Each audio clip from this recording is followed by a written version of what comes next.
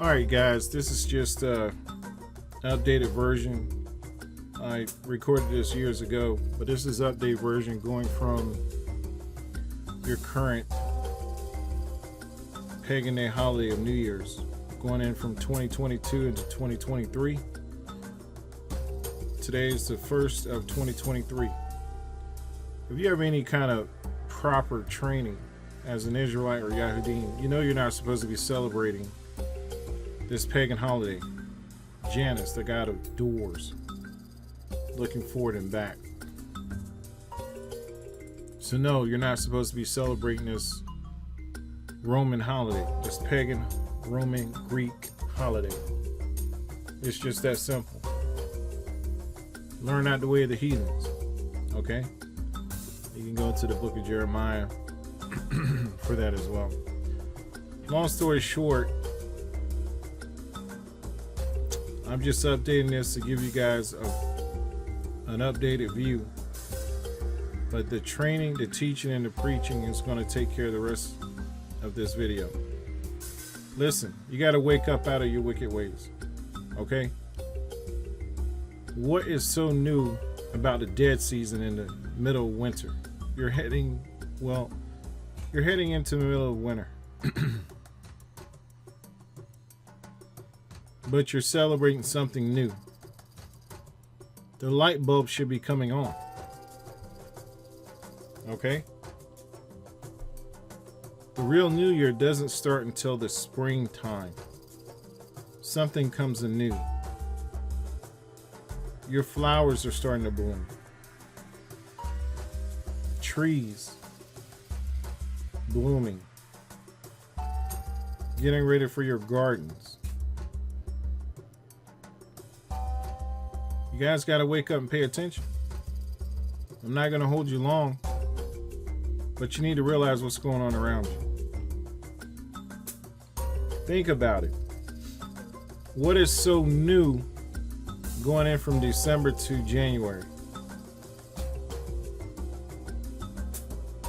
Let's see if we can appeal to your spiritual and your higher conscience. Other than your flesh, wake up. Wake up. The truth is in front of you, and it's been hidden in books, but now you guys got the internet. All that information is available to you. Wake up, search it out, research it out, and come to a proper conclusion. Without further ado, here's the training and video.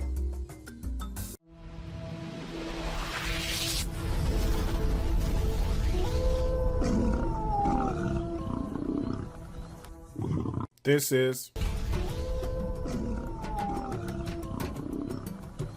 breaking down the Bible, the Hebrew Scriptures. Do you believe in the book? Do you believe in the Scriptures? If so, take this ride with me, because what you're reading and what you're trying to understand and sometimes unlearn is the Hebrew Scriptures. Shalom. This is the Officer Wolfline. Okay guys, shalom. Just trying to make sure I get this out to you real quick in reference to the New Year's piece. This is the Officer Wolfline, and I want to make sure that you are fully aware of what's going on in reference to the New Year's. If you have not had a chance to dig into it, or you're still in the pagan ritual holidays that are not good for you at all, definitely not good for your salvation or soul. So just want to make sure that we get this out here to you quick. I'm not going to hold a lot of your time because I know how it is. You got things to do, but make sure that you put the Most High God in those things as well. Okay? So why don't we get started? Happy New Year, or Happy Ritual. Which one is it? Or is it neither? Look to your left. We're used to those fireworks and celebrating the new year. But what's so new about it?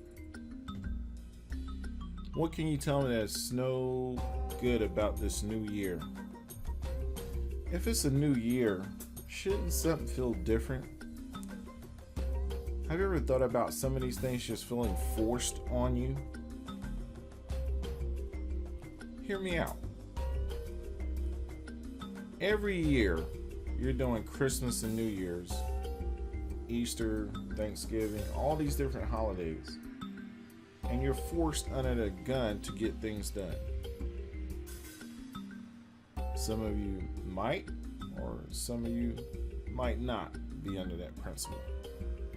I, for one, am not. Is it about marketing? Is it about making sure that you're under some type of control or different mindset? You answer that question. Let's talk about it a little bit. New Year's Day in modern America was not always on January the 1st. It just wasn't. It's actually one of the oldest holidays. It was first observed around 4,000 years ago by the ancient Babylon. In other words, the new year began with the first moon around 2000 BC on the first day of spring. Now remember, I just said the first day of spring, guys. The beginning of spring is a logical time to start a new year. Because why? It's rebirth. You feel different when spring comes around. Things change when spring comes around. There's a newness about it. There's an internal newness about this. So that should be logical to you. You're planting new crops. And they're blooming. But getting back to reality, even though spring is a reality, but getting back to this reality of deception, January is nothing more than a deception and a lie, including this pagan holiday, New Year's. Also, the Babylonians' New Year lasted for 11 days. Yours only lasts one. The Romans continued to observe the New Year in late March. The Roman calendar was changed so much that it was out of order with the sun. Yes, people. Those are sun worship things going on when you're talking those pagan holidays. In about 46 BC, Julius Caesar, we know who he is, and we're not talking about the salad, established the Julian calendar. After that, he celebrated the first on January the 1st by ordering the violent routing of revolutionary Jewish forces into Galilee. Wasn't he delightful? And I am being facetious. In later years, the Roman pagans observed the New Year by engaging in drunken orgies. You got that right. So you're in a ritual worshiping the sun, giving gifts on Christmas, but it alludes to your New Year's, which is a drunken orgy. Whoop-de-doo. I hope you're protecting yourself out there, because the CDC is getting a lot of business these days. Now we know that Roman god was Janus. I just showed you earlier. I'll flip back. That's what it looks like, okay? So you can see that. So, why did Caesar name the first month January? So, he did this to pay homage to Roman god of doors and gates, and the same god that has two faces, the Roman gods Janus. And there's some more things in there in reference to the literature. But this Roman god is Janus. It was a two-headed god. I mean, a dual-headed god. The dual heads, one looking forward and one looking behind, represents the actual metaphorical threshold in time and space. Guys, think about this. These Roman people made up their own gods. They made them up. None of these guys can display anything close to the Most High God. Any type of prophecy, no biblical text. They just made them up. The Bible, Torah, versus Hebrew or in English is the most, well, the 1611 with Apocrypha is the most plagiarized book in the world of history. And this one and that one before us.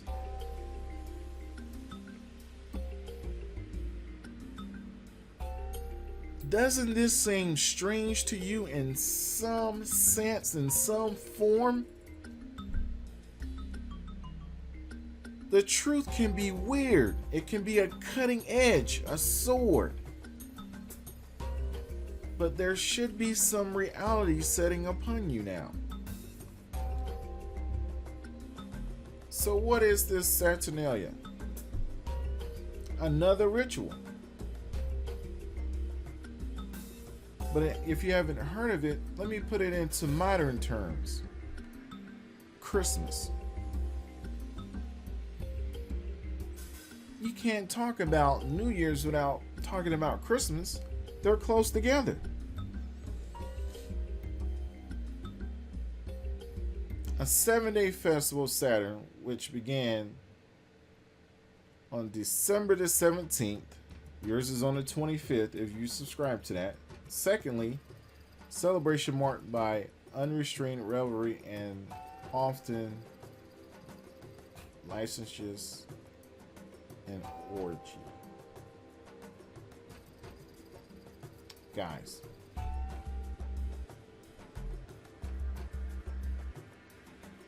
why? So, deliciousness and orgy. So you want to sit here and tell me that you want to give gifts and have sex on Christmas? Isn't that Christ's birthday? Shouldn't there be some kind of self-salvation in there? Or does this sound so far-fetched? Is this the birthday that you're talking about celebrating? It's the same ritual. It's linked back to the same lineage in history. Has nothing to do with the real Christ's birthday. Nothing at all. This is all changed under the Roman Empire to satisfy the people, not their salvation. Convenience. You think God is bending his laws and rules for your convenience or to give you everlasting life? And when I mean God, I mean the Most High God, the real one. Let's move on. In early Babylonians, the most popular resolution was to return borrowed farm equipment. This has to do with the spring connection that was mentioned earlier. Tradition of using a baby to signify the new year had begun in Greece. Although the early Christians denounced the practice as pagan, the church finally allowed the members to celebrate the new year with a baby. 80s and 70s, there used to be a cartoon called, it was something in reference to Baby New Year.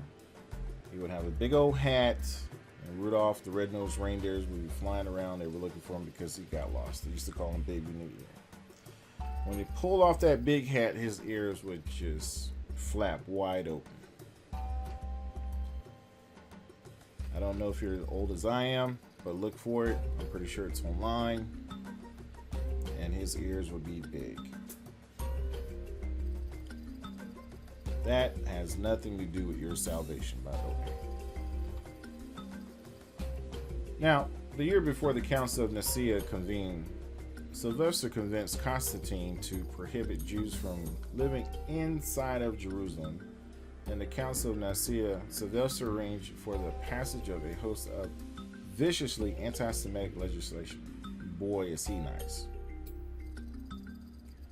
Now, I'm going to tell you this again. All Catholic saints. What is a saint, guys? You tell me. Are awarded a day to which Christians celebrate and pay tribute to that saint's memory.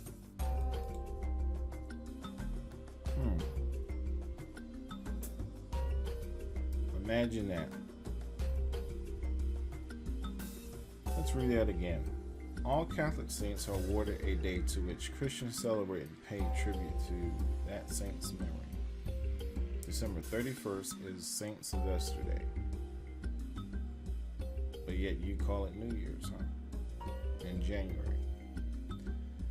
Well, you should already know that you shouldn't be celebrating New Year's by now. It's an abomination to the Heavenly Father.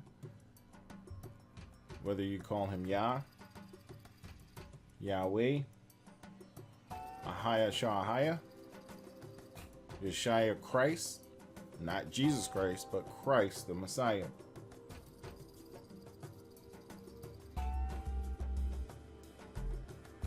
Guys, you gotta wake up. You gotta pay attention. And if these words are reasonable, hit me up. If you don't think they are reasonable, let us know what you think. But you need to wake up. You're in a daze. I've been there. I'm a student of the Heavenly Father. I'm going to continue to search, seek more text, more history, and bring it to you. Because you need to know this stuff. This is the Officer Wolf Line. You can visit us at theofficerwolfline.com. Make sure you like us, okay? And subscribe on YouTube, Facebook, and Twitter. Okay? And you guys have a great day. And we're going to make sure this gets up on the channel. And remember, theofficerwolfline.com. Make sure you like us and subscribe to the channel. Like us on Facebook. Follow us on Twitter so we can grow. Thank you.